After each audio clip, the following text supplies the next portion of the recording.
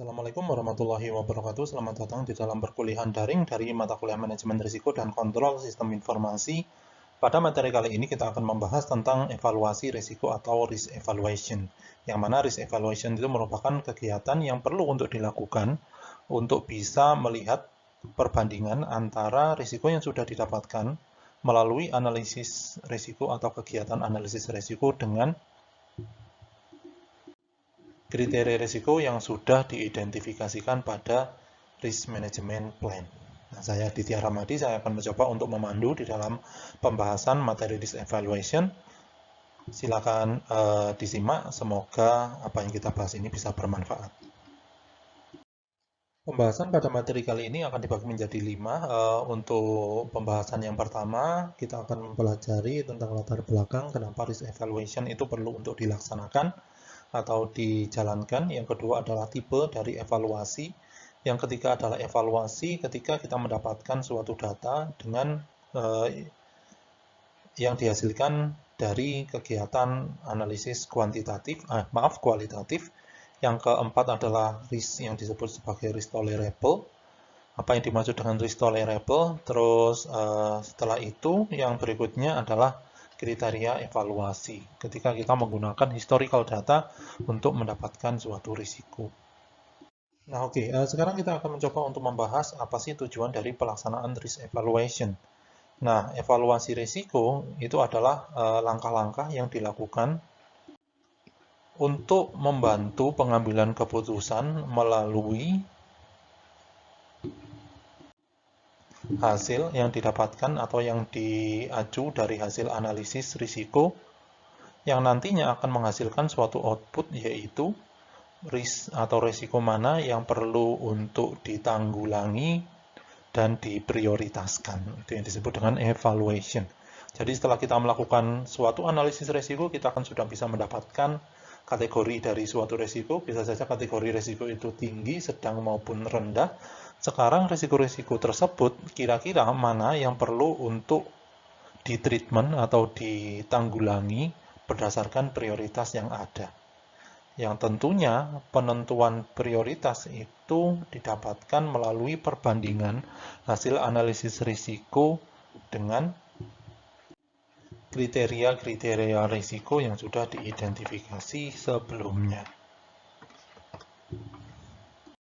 Oke, sekarang apa yang dimaksud dengan evaluate risk atau melakukan evaluasi terhadap suatu risiko? Jadi mengevaluasi suatu risiko itu artinya adalah mencoba untuk membandingkan atau mengkomparasi antara level risiko yang sudah didapatkan dari hasil proses atau proses analisis ya, dengan kriteria-kriteria risiko yang sudah ditentukan pada saat kita membuat suatu risk management plan. Jadi dibandingkan, dari situ kita akan bisa mendapatkan prioritas. Risiko mana yang perlu untuk ditanggulangi pertama kali, risiko mana yang mungkin kita tidak perlu melakukan mitigasi. Nah, selanjutnya dari hasil perbandingan itu, maka kita setidaknya akan dapat melakukan 3 hal. Yang pertama, di sini adalah risiko mana yang perlu untuk ditanggulangi, itu tadi. Aktivitas-aktivitas apa yang harus dilaksanakan untuk bisa menanggulangi suatu risiko yang ada. Dan yang ketiga itu adalah prioritas. Prioritas dari penanggulangan risiko itu seperti apa. Prioritas penanggulangan risiko bisa saja risiko itu dimitigasi, bisa saja risiko itu dihilangkan, bisa saja risiko itu ditransfer ke pihak lain, atau bisa saja suatu risiko itu diterima. Kita tidak melakukan apa-apa untuk bisa menanggulangi risiko, karena mungkin dampaknya itu sangat kecil, atau mungkin probabilitas terjadinya sangat sering, misalkan per tahun, atau bisa saja terjadi setiap bulan, ya, beberapa kali, maka kita mau tidak mau juga harus menerima suatu risiko tersebut. Nah, sekarang kita akan mencoba untuk membahas kriteria dari evaluasi, atau di sini tipe dari evaluasi. Nah, kriteria yang digunakan untuk membandingkan hasil dari analisis risiko atau luaran dari proses analisis risiko itu haruslah konsisten dengan konteks manajemen, baik itu proses untuk memanage atau mengelola internal organisasi maupun untuk melakukan kegiatan reaktif terhadap perubahan eksternal yang terjadi. Serta di sini untuk kriterianya kita juga harus membedakan kriteria risiko yang digunakan di dalam operasional organisasi itu juga akan berbeda dengan kriteria risiko yang ada di project. Nah, setelah kita membandingkan, maka kita akan membuat suatu keputusan. Nah, keputusan terkait dengan hasil evaluasi ini itu akan memiliki konsekuensi yang berbeda-beda atau memiliki konsekuensi yang mungkin akan berbeda ya antara langkah mitigasi satu dengan langkah mitigasi yang lain. Nah, konsekuensi yang berbeda itu terjadi karena apa? Karena yang pertama, probabilitas terjadinya event serta hasil dari event atau dampak dari event itu akan berbeda. Yang kedua, karena ada keterkaitan antar event yang terjadi. Dan yang ketiga itu karena ada uncertainty yang muncul. Mungkin uncertainty itu karena ada suatu environment yang berubah, yang bisa merubah suatu risiko. Sehingga risiko yang sebelumnya sudah diidentifikasi sebagai risiko yang rendah, pada analisis yang paling baru atau pada keadaan saat ini, maka risiko itu akan menjadi risiko yang diidentifikasi dengan yang merepresentasikan risiko yang memiliki tingkatan tinggi.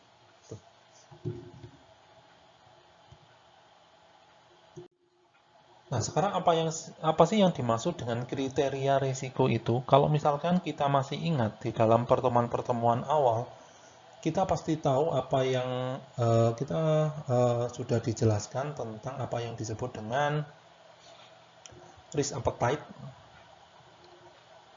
dan risk tolerance ya. Jadi risk appetite dan risk tolerance yang ada di dalam proyek maupun organisasi yang sudah diidentifikasikan di dalam risk management plan itu akan digunakan sebagai perbandingan ya. Jadi misalkan nih risk tolerance-nya itu adalah jika project itu terhambat sampai 3 hari, maka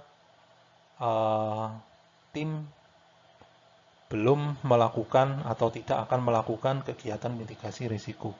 Namun, jika jika terjadi suatu risiko yang akan menghambat proyek selama lebih dari 10 hari, maka baru akan dilakukan kegiatan penanggulangan risiko. Nah, terus eventnya apa?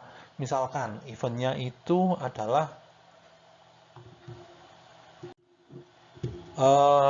event yang terjadi mungkin seperti ini ya. Salah satu tim proyek atau manajer proyeknya mengalami kecelakaan ya. Mengalami kecelakaan sehingga harus dirawat lebih dari 1 bulan di rumah sakit. Nah, berarti di sini tim proyek itu harus mengambil tindakan mitigasi. Mungkin mengganti manajer proyeknya atau mengambil alih atau salah satu pihak itu akan mengambil alih tugas dan peran dari manajer proyek. Pihak yang ada di dalam tim ya, tim proyek itu tadi. Nah, itu merupakan contoh bagaimana bagaimana risk constraint, risk tolerance itu akan bisa menentukan kira-kira apa yang harus diambil atau langkah yang harus diambil. Yang mana risk tolerance itu merepresentasikan kriteria evaluasi. Nah, sekarang bagaimana caranya kita bisa melakukan kegiatan evaluasi ini? Selain kita membandingkan antara hasil dari risk analysis dengan kriteria evaluasi, maka kita seharusnya juga membuat suatu prioritas risiko itu berdasarkan hasil analisis kualitatif.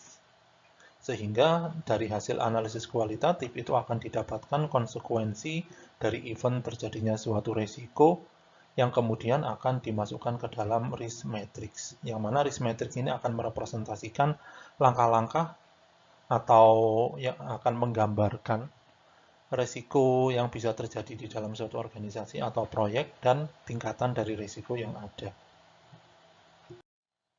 Nah, sekarang ketika kita melakukan evaluasi risiko, yaitu membandingkan antara hasil analisis risiko dengan kriteria evaluasi, yaitu risk appetite dan juga risk tolerance, maka kita akan mendapati suatu risiko yang disebut sebagai risiko yang tolerable. Nah, apa sih yang dimaksud dengan risiko yang tolerable ini? Yaitu risiko yang masih bisa ditolerir untuk bisa terjadi di organisasi, dan organisasi itu ternyata tidak melakukan apapun untuk bisa menanggulangi risiko yang ada. Itu yang disebut dengan tolerable risk. Nah, mungkin ketika kita ingin mendapati ketika kita ingin mengidentifikasikan mana risiko yang tolerable atau yang tidak usah dilakukan mitigasi, maka kita akan coba untuk membuat risiko tersebut atau risiko yang sudah diidentifikasi ke dalam beberapa level. Yang pertama, upper band. Mungkin upper band ini merupakan risiko-risiko yang tidak bisa ditolerir sama sekali. Karena dampaknya itu yang sangat tinggi sehingga bisa menyebabkan kerugian perusahaan. Mungkin seperti itu. Yang kedua adalah middle band risk. Middle band risk itu merupakan suatu risiko yang mungkin bisa terjadi dan mungkin organisasi akan memiliki suatu langkah yang bisa didapatkan, yang bisa dilakukan untuk bisa menanggulangi risiko. Yang tentu saja langkah-langkah tersebut itu harus dilihat cost and benefit dari langkahnya. Ya. Dan yang ketiga adalah lower band, yang mana lower band ini mungkin bisa masuk ke dalam tolerable risk atau risiko-risiko yang bisa diterima oleh organisasi karena memang dampaknya tidak tinggi atau dampaknya itu masih bisa diterima, gitu. Tidak akan menimbulkan suatu permasalahan yang pelik di dalam organisasi.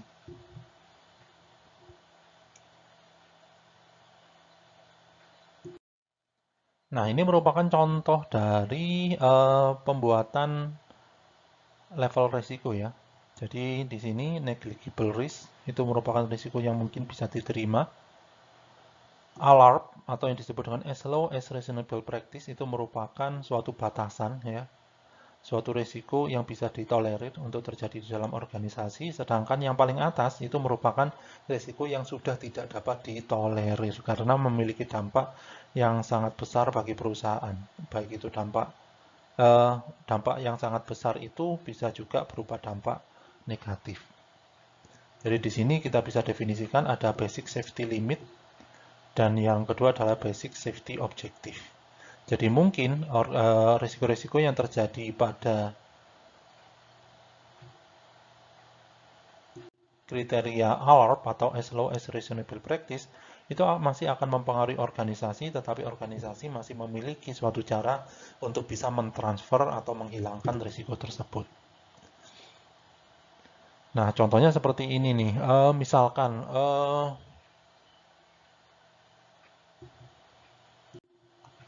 Misalkan ada banyak orang yang mungkin senang sekali dengan ekstrim sport, ya. Namun, ada beberapa orang yang dia itu mungkin punya kemampuan di dalam melakukan ekstrim sport tersebut, tetapi dia itu tidak punya keinginan karena melihat risiko cedera yang sangat parah. Nah, berarti orang ini itu cuma melakukan kegiatan olahraga biasa, ya, daripada melakukan kegiatan olahraga yang ekstrim, seperti yang sudah dilakukan oleh rekan-rekannya. Nah, itu merupakan suatu risiko yang masih bisa ditolerir, ya, dan tidak bisa ditolerir. Extreme sport itu masih bisa ditolerir. Lari pagi itu sangat bisa ditolerir, ya.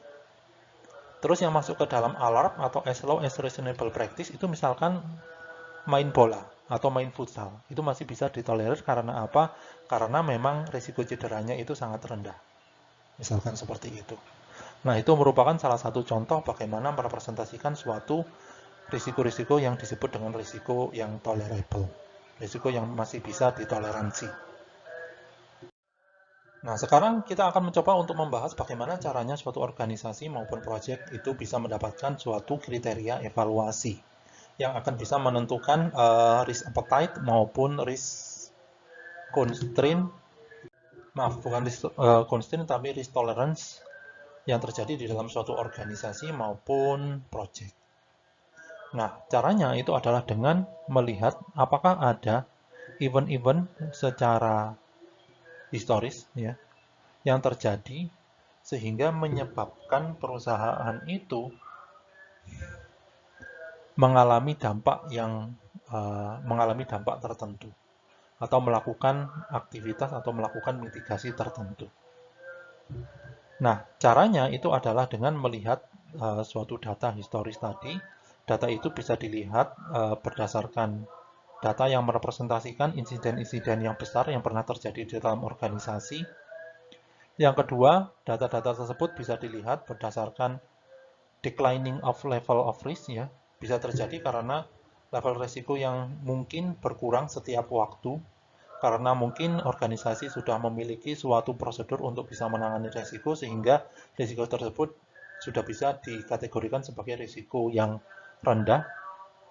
Dan yang terakhir adalah melalui aktivitas-aktivitas yang berubah yang terjadi karena risiko itu ada di dalam sebuah organisasi. Nah, langkah-langkah yang perlu untuk dilakukan untuk bisa menanggulangi suatu risiko itu setidaknya ada beberapa hal. Yang pertama, risiko itu perlu untuk ditanggulangi. Nah, ini disebut juga dengan mitigasi risiko. Yang kedua adalah risiko itu bisa juga untuk diterima, ya. Karena mungkin dampaknya yang sangat rendah bagi organisasi, tidak menimbulkan data atau dampak finansial yang tinggi. Atau risiko itu akan dilakukan dengan atau akan ditanggulangi atau ada reaksi terhadap risiko tetapi dengan cara tidak menanggulangi risiko. Misalkan dengan melakukan transfer risiko. Yang dimaksud dengan transfer risiko di sini adalah mencoba untuk menggunakan organisasi lain di dalam menangani risiko yang dimiliki oleh institusi. Contoh di sini adalah biasanya di dalam suatu gedung ini ya, gedung departemen store ya. Gedung departemen store itu kan memang harus dijaga kebersihannya. Nah, tidak mungkin pengelola departemen store itu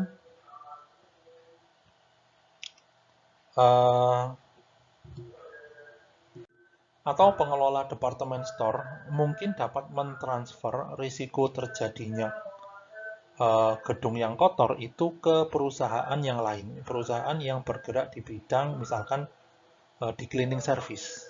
Nah, jadi di sini perusahaan departemen store itu akan memiliki rekanan atau outsourcing atau melakukan outsourcing kegiatan kebersihannya itu ke perusahaan yang melaksanakan atau yang biasa bekerja atau bergerak di bidang cleaning service. Nah, itu contoh bagaimana melakukan yang namanya transfer risiko. Nah, tiga hal ini itu merupakan langkah-langkah yang biasanya digunakan di dalam suatu organisasi untuk bisa merepresentasikan atau bisa menanggulangi suatu risiko sebagai reaksi ketika terjadi suatu risiko. Risiko yang memiliki kriteria tinggi itu harus dilakukan mitigasi. Risiko atau dilakukan avoidance atau menghindari risiko. Risiko dengan risiko yang rendah itu mungkin bisa diaccept atau diterima saja risikonya. Risiko yang memiliki tingkatan sedang mungkin bisa ditransfer ke pihak yang lain. Nah, itu merupakan salah satu cara untuk bisa menanggulangi risiko yang bisa didapatkan dari kriteria evaluasi. Baik, jadi itu tadi penjelasan tentang evaluasi dari risiko. Inti dari evaluasi risiko itu adalah kita akan mencoba untuk membuat suatu evaluation kriteria. Evaluation kriteria kita bisa dapatkan dari event-event yang terjadi secara historis di dalam suatu organisasi atau project, serta outcome yang terjadi dari event tersebut, dan juga langkah-langkah yang perlu untuk dilakukan oleh organisasi ketika event itu terjadi. Baru dari situ kita akan bisa dapatkan yang namanya risk appetite dan juga risk tolerance. Risk appetite dan risk tolerance itu tadi akan dibandingkan dengan hasil dari analisis atau proses analisis risiko. Sehingga melalui perbandingan dari dua hal ini, kita akan bisa mendapatkan suatu informasi yang akan men-trigger pengambilan keputusan apakah reaksi dari resiko itu adalah dimitigasi, di-avoid atau dihindari, apakah diterima ataukah ditransfer. Nah, oke, jadi itu terkait dengan evaluasi resiko. Terima kasih atas atensi atau perhatiannya. Semoga apa yang sudah kita bahas ini bermanfaat. Saya tutup. Assalamualaikum warahmatullahi wabarakatuh.